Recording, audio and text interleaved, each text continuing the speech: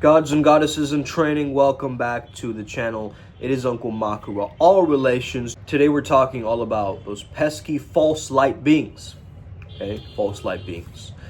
Now, some of you may have an understanding of what false light beings already are. To those who have no idea what the fuck I'm talking about, I'm going to explain. False light beings are essentially tricksters or imposter beings that are pretending to be light beings. So they're pretending to be ascended masters. They might be pretending to be a deity, yet they are of malintent. Their main agenda is they want to gain influence over spiritual seekers and draw them away from, well, the authentic light. There's one thing that false light hates more than anything else is authentic light. Actual source energy, right? Their efforts are there to help them to siphon energy, to mislead people away from their true spiritual path, or even like just different kinds of subtle control. They often exploit this kind of yearning for spiritual growth. Like, you know, these spiritual people that are way too excited about spirituality, right? They can get drawn into the false light real fast, okay? Now, I have personal experience. Everything I talk about on this channel is from my personal and direct experience. So, I have communicated and spoken to these false light beings before, okay? They are not who they say they are. It's very clear to me as an intuitive, as an empath, whatever you want to label me as, I don't know, I feel like a superhuman at times. They're not aligning with my true mission of flow state mastery. They are creating the opposite of flow state through the guise of flow state. So this is what happened in my own process. The shadow side of flow, I was led to believe, was the good side of flow. That isolating yourself from everybody in the world, staying in your own kind of narcissistic bubble would serve me. It did not.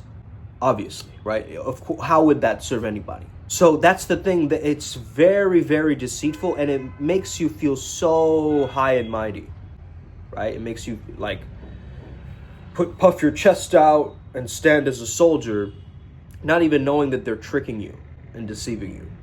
So this is the thing, it might hurt you to listen to the fact that, hey, I might be dealing with a false light being now.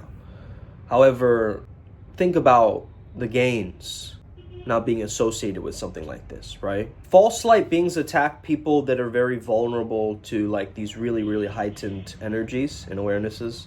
Like they just want that instant enlightenment or that like get rich quick scheme version of enlightenment, right? So like they're gonna fall into the false light trap, okay? So they are basically a fragmented, a distorted, a synthetic version of spiritual energy. It's a form that masquerades as truth and enlightenment. So imagine like the full emanation of source energy, right?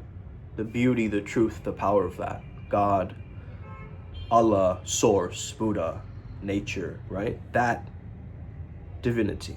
Now imagine some kind of like a fractured version of that, right? Like a split symbiote version of that, but it's pure anti-life. But it has the ability to shapeshift and appear as anybody. So it might even take on the form of perhaps one of your loved ones who've passed and put on their outer shell to try to get you to emotionalize, and that's when they have you. Well, the plane with the largest bandwidth is the fourth dimension. We're slowly delving into this. So there's always this cosmic drama going on with these polarized entities, right? Because there's always these extremes with them. So if something is fractionated light, it's not produced by the divine source, it's just a split fragment of it. It's gonna have some kind of a will of its own. However, at the same time, it's still going to be under God's law. So within the 4D religious archetypes, Masonic symbolism, all of these different things that we see are going to influence us. It's through that interface of what you're consuming. So one thing that I would say to stop letting these false light beings into your life is stop being such a consumer and start being a creator. Create more than you consume. That is something that I would say from the bottom of my heart. Because once you're in creator consciousness, you're no more coming from a victim consciousness. Really, really important, okay, once you realize this. So I'm trying to be aligned, but I'm teaching things that lower your vibration. What kind of being is that? I don't want to trust that being. They're saying one thing and they're being another way. We might know some beings like this, right? Humans like this, in a sense. They're saying one thing, but they're making it all up. They're being inauthentic. They're not like expressing themselves, right? And this is a very big issue. Very big issue. Fabrication, distortions, various kinds of hallucination, right? So a lot of false light beings, they like to take over very popular channels. I've witnessed some people like this. They just went off the deep end, that we didn't hear from them again. But like, let's just say wild predictions, right? The world is coming to an end, or these kind of dystopic timelines. Be very aware of this. A lot of spiritual circles, they do not create more safety. They create more anxiety for you. And I'll be the first to say it. I'm really sick and tired of people manipulating others for their own selfish gains. This is including entities or even human beings, okay? These kinds of beings, they focus on intermediaries, externalization. They will do whatever they can to prevent self-discovery and self-teaching, because what they truly teach is duality, separation, a disillusionment and a disempowerment. Once you have an industry with so many different perspectives and opinions, you're going to have a lot of clashes, right? Like some people think even Saint Germain is like a false light being. I don't believe so personally, because I've worked with that energy before and I've really connected to it in a proper way.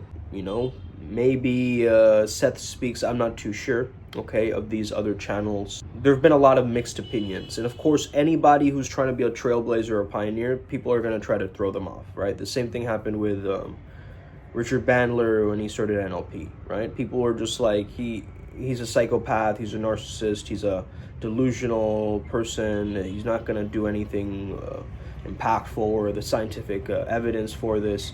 They're always going to put this stuff out there, right, for you. It's important for you to grow and understand and not get caught up in the dogma, in the label, right? They want you to get confused with the label and really become reactionary to the label so that you go outside of yourself, right, and seek for answers. So they sort of make you go outside of you. Whereas the true masters will tell you to always go internally, right? The answers are always within, and to remain in that eternal nature of the nowness forever, now ever.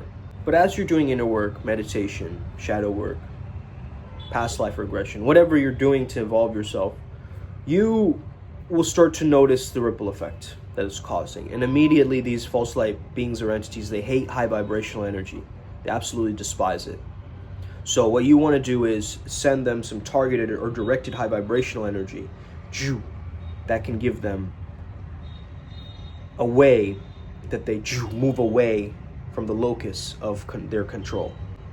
Okay? So let's say that your friend is being attacked by these false light beings. You call them out, you command them. Okay? You work with that energy. You call it out of the darkness.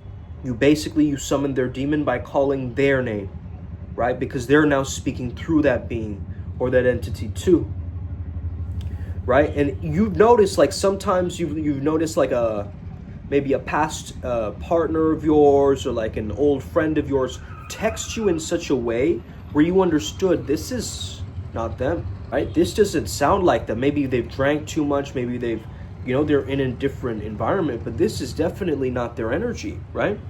And so we have to really be able to understand when some energy is not our own. That's really important and key here. So false light beings use this idea of hierarchies, and they'll put it into such an ego control measure that there will be so much ego worship and endless like levels and initiation, where you can never get to the actual pinnacle or source of the teachings or enlightenment. You always have to go through another loop, right? Another layer, another course, another program.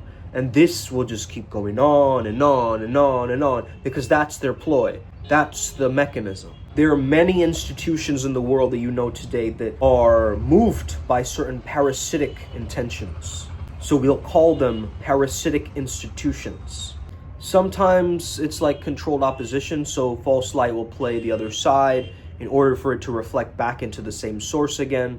Sometimes they create synthetic timelines, so they'll make humanity go through some upheaval thing and then have us force our way out of it. So for the gaslight seekers, the endless perpetual cycles of negativity, confrontation, hostility, and low vibrational energy, you will notice immediately that these are false light beings. You ever been with a really, really nice guy, right? He just seems like the sweetest and cutest guy in the world. And then you know him for like maybe 5 minutes. And you realize this guy's an absolute wolf in sheep's clothing, right? He's pretending to be nice and likable and all these things, but really inside he is not that. So what is this pretense? It needs to be met with true compassion, with courage, with authenticity. You got to learn how to integrate polarities. We're going to have to learn to be autonomous, yet interdependent beings. And of course, be it a vibration where fear and fragmentation cannot thrive. So for me, in my personal journey, I noticed that false light beings have been a trap for me, but also a teacher. So I don't push them away or create more resistance against them. I just know to remain in celebration and higher consciousness. When I am looking from a higher paradigm, these beings mean nothing to me. They're just pixie dust, okay? The only clear thought is I am here for not only my enlightenment, I'm here to enlighten for the benefit of all. This is actually one of the things you say before Buddhist prayer. The OGs of balance, Christ, Archangel Michael, Buddha, you know? Maybe even Bruce Lee back there is an ascended master. I truly believe that there's some masters that come here on this physical plane, man. Yogananda being one of them. A lot of them in this field, in this realm, right? They teach you how to vibe high while staying grounded. They teach you to have direct access to source energy. They don't make anything externalized or make something like, go to the priest, only then you will know. It's all about the win-win-win ascension path. A win for me, win for them, a win for the cosmos. So these ascended masters, or these middle path beings as we like to call them, are essentially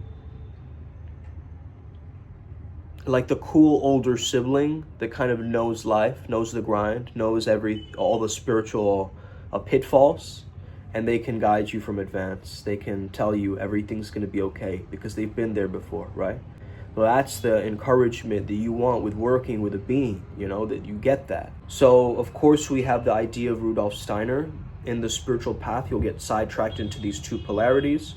One is an Ahrimanic consciousness, which is a satanic consciousness. This is what we're seeing with cyber AI and so forth. So those are like the over-materialistic controllers. They'll teach you that spirit is fake. They'll teach you that matter is the only real thing. Materialism is the only real thing. They'll push these technologies, but it's all distorted, self-serving magic, right? And the whole idea is just to feed on others for the expense of their own higher growth. It's quite dastardly, if you think about it. But the thing is, they're Ahrimanic, so they're just looking at you like a ones and zeros. They're not even looking at you like a human being with a soul and multidimensional. They're just looking at you like a post-it note or something. Like, oh, okay, that's another number, something I have to just tally. Right? That's the Ahrimanic consciousness, guys. So be very wary of people who jump to conclusions and are very stubborn. They're probably playing in that satanic consciousness. Now we've seen the other side of things where the liberalism goes way too overboard. Right? That's the Luciferian consciousness. They overinflate your ego. You're the special one. You're the master. They downplay the lessons of this physical realm. Oh, the body is bondage. They might even use substances for enlightenment, spiritual bypassing, you know, this complete, you can be whoever you want, liberate yourself, right? But at the same time, it's full of this chaos, this heightened attachment, right? And over-personalization, over-giving, that energy. So we see 1, numbness, 0 emotion. We see 2, emotional, absolutely batshit weird, right? And then we have emotional regulation. This is what we aim for at Primal Sutra, this emotional regulation, this midpoint. We are the gray mage. We're not the left-hand path, right-hand path. We're the 2 wings of the bird that come together and find the pinnacle of their own truth and divinity. And they weave through both light and shadow, and they become the one. Let's get it. Upward Spiral Gang. Hope this video helps you out today. Have an incredible rest of your day. Share this with a friend, okay? Get the messages out there. Speak the language of this prophecy to others. Let them hear the message. Let it resonate in their ears and minds, my friends. We're here to wake up whoever we can. Whoever's ready, right? Not to force anybody, but whoever's ready, they will know. Let's get it. Upward Spiral Gang. May the flow be with you. Us.